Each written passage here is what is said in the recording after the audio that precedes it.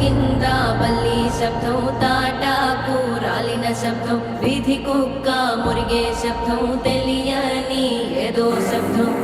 ఆమడంత దూరంలో పురిటి తల్లి మూల్గు శబ్దం, పలుకుతాడు తెంచుకున్న దూరంకే శబ్దం.